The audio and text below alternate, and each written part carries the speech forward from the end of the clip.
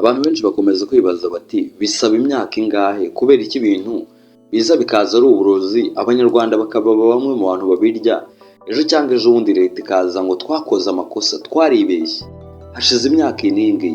Abantu benshi bakavuga ati se twebwe leta umugani k'abo bantu ari bo yabahaye uburenganzira umuturage akaba atajya kugura igicuruzwa ngo avuge ngo mfite laboratoire ndagiye gupima ibyo bintu, leta ivuga ngo tubahaye uburenganzira bwo gukorera mu gihugu, tubahaye ibipapuro ngibi, ubuziranenge bwanyu turabwemeye, nimujye aho ngo mutangire akazi. Abo bantu ikintu bivuze ko babemerewe n'igihugu kuko ibicuruzwa byabo baba bagiye guha abanyarwanda baba bagiriye icyizere ko ibintu bagiye gukora ari bizima. Ariko nanone twibaza ikintu kimwe, ese Rwanda FDA cyangwa se abashinzwe ubuziranenge ku rwego rw'igihugu iyo batanze izo mpapuro bagatanga uburenganzira kuri abo ba rwiyemezamirimo cyangwa se abo banyenganda bashinga ibikorwa nk'ibyo ngibyo by'inganda bitunganya ibi byo kunywa cyangwa se izi nzoga z'ibyuma, abo bantu iyo umaze kubaha uburenganzira mu nyuma ujya ukora verification cyangwa se ukaverifiya ukareba ko umurongo wabahaye bajya gukora cyangwa bajya gutangira ibyo bikorwa byabo mu gihugu ari wo murongo bagikoraho, cyangwa abantu twaba twumva ngo mutanze ibipapuro gutyo gusa birangiye muti wampereza ati mugende mujye mu kazi. Ibi ngibi bigaragara nk'ikintu kiba ari ikibazo gikomeye cyane kuko cyangwa se nanone hakaba harimo na corruption kuko ntabwo ntekereza ko corruption yaba itari mu Rwanda FDA.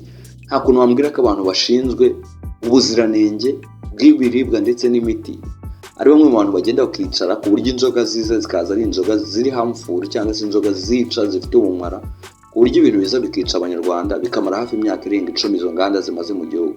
Bivuze ngo inganda ziri hafi 148 zafunzwe zikamburwa n'ibipapuro byo gukomeza gukorera mu Rwanda. Ni zimwe mu nganda zishe abatari bakeya, zagize uruhare mu mpfu z'abandi, ikindi zigira uruhare mu gutuma abanyarwanda barenga hafi 100 n'abarengaho mbere tutanazi twebwe babaye impumyi n'abandi bagiye batandukanye bahora n'ibibazo. Ese abantu benshi kandi nako kuntu bayibona abantu bivuga kandi nako kuntu byifashe, abantu bakora muri Rwanda FDA urwego rw'igihugu rushinzwe ubuziranenge, mission yabo akazi kabo ibyo bakora ni ibi cyangwa se umugambi wabo mu kazi bakora n'akahe? Ese muntu mutanga ibipapuro mugaha abantu ibipapuro ngo bajye mu kazi gusa bikaba birarangiye? Ese niba bavuga ibyo abo ba nyiri inganda batawe muri yombi? Ibi bintu ndagira ngo mbyanarize ku bintu by'impande zombi. Rwanda FDA ikosa rya mbere ifite ni ry'ikintu kimwe, mwatanze uburenganzira mwuha izo nganda kugira ngo zikorere mu Rwanda, zikorera abanyarwanda icyo cyo kunywa bakibacuruze. Icyo ni cyiza, ni uburyo bwo kuzamura business mu gihugu. Ikindi kindi ni ukorohereza ba rwiyemezamirimo mukabaha ibipapuro bisabwa kugira ngo batangize akazi, cyane ko nibwira ko umuntu yagiye gutangiza business project iba igomba kuyigaho bakareba umushinga w'ibyo agiye gukora bakabanza akanawugenzura, babona yujuje ibisabwa bakamwemera ko batangiza business bakamuha ibipapuro license agatangira akazi. Icyo ni sawa. Ariko se nanone nyuma y'uko uwo muntu amaze gutangira akazi, reka tubare wenda yagiye kwiyerekana mu buryo bw'uko agiye gutangira akazi, yerekana neza kugira ngo niba azaba anakora na product mbi mu nyuma cyangwa ziri mbi cyane zica abantu cyangwa zirimo uburozi, ntabwo yatangiye byerekana ku munsi wa mbere ko ntabwo baba bikururiye umwishi cyangwa se umuntu wavuze ngo wahaye impapuro umwicanyi ugiye guhotora abanyarwanda. Icyumvikana ni kimwe, nuko ikintu bakora ari uko bavuga ati twebwe tubahaye umwanya mutangira akazi, ariko se nyuma yo gutanga ibyo bipapuro no kwemerera abantu mukabaha uburenganzira bwo gukorera mu gihugu, Rwanda FDA abashinzwe ubuziranenge bakora iki? Bakomeje gukora iki akaya kazi ku buryo inzoga zimaze imyaka irenga 10 ari bimwe mu bintu biri hejuru kandi bicuruzwa bikinjizwa mu mafaranga menshi kuri abo bakire ndetse binagurishwa ku banyarwanda benshi bagiye banabihuramo n'ingaruka zitandukanye. Ari abanyarwanda bavuga ati twe twagiye twishyura neza, twatanze amafaranga yacu, twarirekuye nta kuntu tutatanze amafaranga ibyo kunywa byanyu twarabikundaga. Ariko nanone leta mu nyuma iraza izana akantu ko kuvuga ngo ibintu ntabwo byujuje ubuziranenge. Kwibaza ikibazo kimwe, ese leta kuza ibi ni bigaragara uburyo leta inzego zibishinzwe zakiniye drama cyangwa se zakiniye n'abo bashoramari b'inganda bakiniye agakino wagira ngo yine kameze nko gukina n'abanyarwanda ukuntu. Reason ni imwe tu, uwo mushoramari ashobora kuba yaraje akerekana project ye gukora inzoga z'ibyuma zaba zimeze gutya na gutya, zizatanga umusaruro gutya ku banyarwanda, ntabwo zizabica yinakerekana ko product izari nziza, kerekana ubushobozi n'uburyo ashaka kuzakora business ye, tangira akazi bakamuha impapuro. Mu nyuma agahinduka agasanga atangiye gukora ibindi ari byo bintu bifite ingaruka ku banyarwanda. Ariko mbere yatangiye neza, ariko nanone twibaza ngo ubundi inyungu irimo kuri we kuba yahotora abantu niba koko atari n'ubwicanyi mugani icyaha kiba imyaka 25 niba ngombwa no kumwica akamwica. Ako se twibaza ikibazo kimwe, Rwanda FDA nyuma yo gutanga ibyo bipapuro hakozwe iki ku buryo abanyarwanda bamaze imyaka irenga 10 bafata ibintu by'uburozi bibica bibahotora, mu nyuma mukaza ngo sorry twaribeshye twagize gute, izi nzoga ntabwo zuje ubuziranenge. Ejo nahoze ndeba video y'abantu barimo barajya kutwika no kumena ziranzoga no kugira gute, mana ubona ari abantu wagira ngo bari muri muvito. Umuntu yibambitse nka bya bintu nk'ibyo wavumvu kabisa bimwe byo muri covid. Ese murajye kwipfuka mwipfuka na biriya bintu mwambara nk'abantu bambaye biriya bintu bya covid mu maso he na he.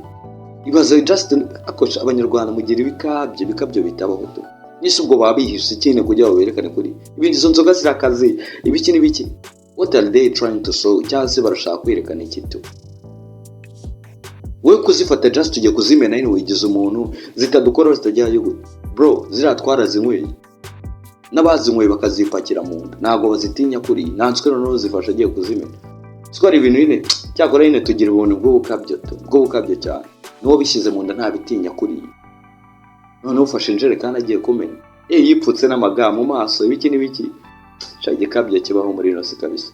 Gusa reason ndi kuvuga ibi bintu kwa bikaze birakaze bifite n'uburemere, ariko Rwanda FDA abayobozi babo yo bari in charge yo kuba ino case baragize uburangare ko batabazwa iby'iyi case kandi barabigize mu ruhare. Utanze impapuro abantu baje bakoze product z'uburozi ku bantu, abanyarwanda barishiye batanga umusoro bagura ibyo bicuruzwa, leta yaremejwe ko byemewe. Ese leta nibivuze ngo biremewe umuturage yakora iki? Ahari aha byabitumye leta tuyicishamo ijisho ku buryo tuvuga ngo ejo cyangwa ejo bundi gutanga license ku bantu ngo bakore product mu gihugu ntabwo twajya twizera ubuziranenge, kandi leta buri kimwe cyose tuyisanga ku isoko tukakigura kandi iba yerekanye ko uwo mucuruzi yamuhaye uburenganzira cyangwa se icyo gicuruzwa yagiye uburenganzira ko kigomba gukoreshwa n'abanyarwanda. Ariko ibi ni ibyerekana uburyo ibi bintu bikomeje kugenda bifata indi ntera, kandi ari bimwe mu bintu bigaragaza uburangare bw'inzego zishinzwe ibintu. Uyu munsi umuvugizi wa RIB Dr Murangirwa Bitseri yatangaje ko abantu bagera hafi kuri 80 mu gihugu bamaze gutabwa muri yombi bafitanye isano n'ibi bibazo by'izi nzoga zitujuje ubuziranenge.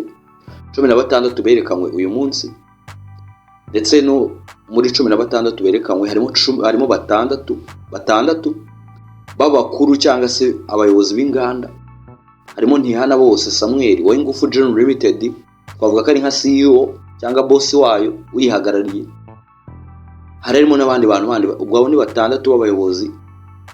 Harimo n'abandi bantu bandi bagera ku 10 nabo bandi bakora mu nganda.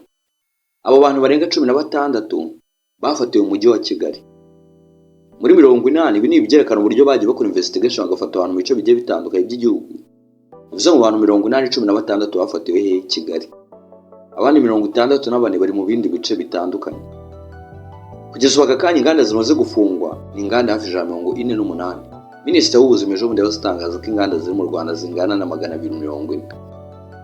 Inganda zahagurukiye gukora ibyo byuma no gukora ibintu bimara abantu. Ariko nanone twibaza ikibazo kimwe, Rwanda FDA kariho ahantu hagarara n'ikibazo nyine izi nzego zigaragariza ko twazinyujemo n'ijisho mu buryo bukomeye cyane. Ni gute hamaze gufungwa inganda 148 mu nganda 240? Izo nganda zose zimaze gukorwa cyangwa se guhagarikwa, zimwe zanambuwe n'ibipapuro n'uburenganzira n'ibicuruzwa bakaba barabikumiriye ku isoko. Bikaba bigaragara ni gute inganda zingana gutyo ziba mu gihugu zikora product z'uburozi, inganda 148 zimaze guhagarikwa, hari izindi ziyongeraho mu nyuma. Ni gute inganda zingana gutyo zose ziba zifite mission yo kwica abanyarwanda, ku buryo mubona ko ibyo bintu bituje ubuziranenge? Ibibazo nganda uburozi zahaga abanyarwanda. Ese RD urwego rw'igihugu rushinzwe ubugenzuzi cyangwa se Rwanda FDA yakoze iki muri ino situation uretse gutanga impapuro? Hari n'ibyo senateri Vote yavugaga ati ni gute abantu twege tuzatuza mu nyuma abantu kuvuga ngo twaribeshye abantu twabaye ibipapuro dusanga ibintu bakora ntabwo bifite ubuziranenge.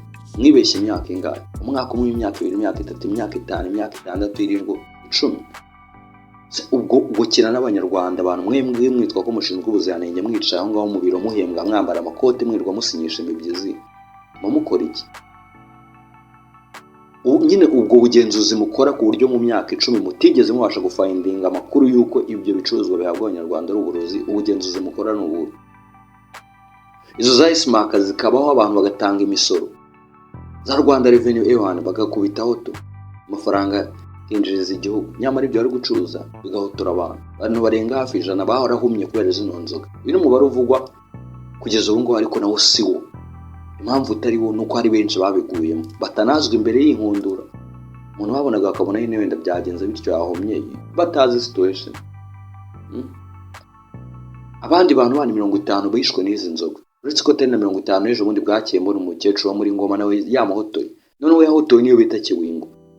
Kiwingo akaba ari product yo muri Tanzania.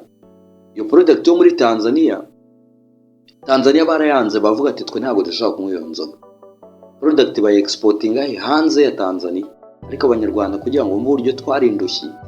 Uyu munsi nibwo ikibazo cya Kiwingo cyabaye cyahandorinze. Uyu munsi ngo Kiwingo wavuze ko itari kiri product yo kubidi ku isoko igurwa n'abanyarwanda. Ariko kwibaza ngo ni gute tumara ibintu imyaka tumwe ibintu Tanzania badashaka kunywa. Se mu Rwanda nuko ari abanywi cyane. Kubera icyo product igihugu cyanga kugira ngo gikoresha nka Tanzania, abanyarwanda tugikoresha bo badashaka kuyinywa ku buryo bayica gusa ikageza mu Rwanda. Ubu ntakiri nyine abantu batekereza leta just bajya bicara bagafata mind bakanaliza, cyangwa n'abantu mugani bicara nyine nk'abo bantu bashinzwe ubugenzuzi bakarya umushahara wabo buri kwezi. Umuntu akitsimba nyine mu kazi hamwe avuga ati ndi mu kazi tu. Niba udashobora gukora ubugenzuzi ngo umenye ati abantu nahaye impapuro zo gukora inganda zikora ibi n'ibi ngibi, reka turebe uburyo bakora akazi kabo. Ibicuruzwa baha abanyarwanda bikwiye quality. Ese serivisi batanga zimeze zite? Ibicuruzwa byabo bihagaze bite? Narangiza mukajya aho ngaho inzoga zageze birarovumwa ibyo byoma. Nyamara ikintu kibabaza muri byose nta n'umutara byamamaje.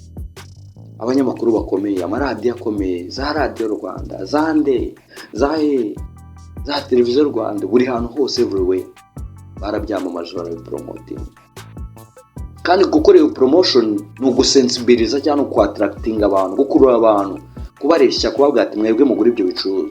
Bikanywa kuri televiziyo y'igihugu, bikanywa kuri radio z'igihugu, bikanywa kuri radio zikurikirwa n'abanyarwanda benshi, bakabakurura kuza muri uwo mujyi wo kugura ibyo bintu. Ejo bundi bikajya gute bikabahotora. Urumva ikibazo kiri muri bino bintu. Kugeza ubu ukibaza ngo ko bavuga ngo abo bakire barafunzwe n'izo nganda zabo, umwana mbonye ibyo bipapuro. Ese abanyarwanda bishwe n'izi nzoga z'ibyuma zitemewe zakozwe mu buryo butujuje ubuziranenge bazarega he? Bazabona justice yabo gute? Ese bazabaza nde hagati y'aba bakire na Rwanda FDA, urwego rw'igihugu rushinzwe ubuziranenge rubasha kuba rutakora akazi ku buryo rumara imyaka irenga 10 abantu batambutsa product zuzuye uburozi mu gihugu? Abo bayobozi ba Rwanda FDA bashinzwe ubuziranenge bo batabona ibyo bintu.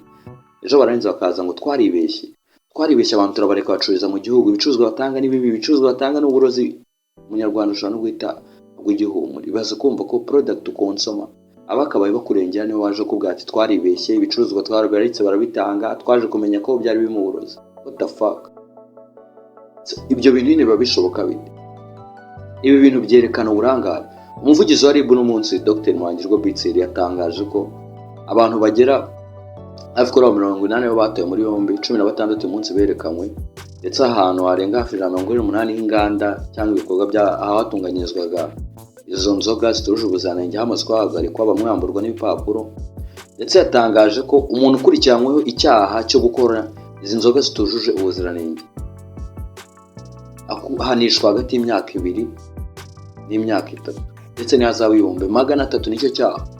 Ikindi iyo ukwirakwije izo nzoga zikaba zagira uruhare mu kwica umuntu cyangwa bikaba byamugiraho ingaruka y'igihe kirekire, arapfuye, yagize ubumuga, yagize gute, nyine ya risk ikomeye cyane, gupfa, kurwara, kujya gutera n'ibya bindi bituma umuntu umubiri w'ubutakiritara ugasanga ugize ubusemu gukuntu.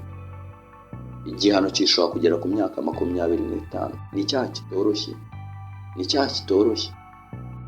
Ikindi ugacibwa n'ihazabu y'ibihumbi 500 igera kuri miliyoni y'amafaranga y'u Rwanda. Nanone twibaza tute se Rwanda FDA yakoze iki?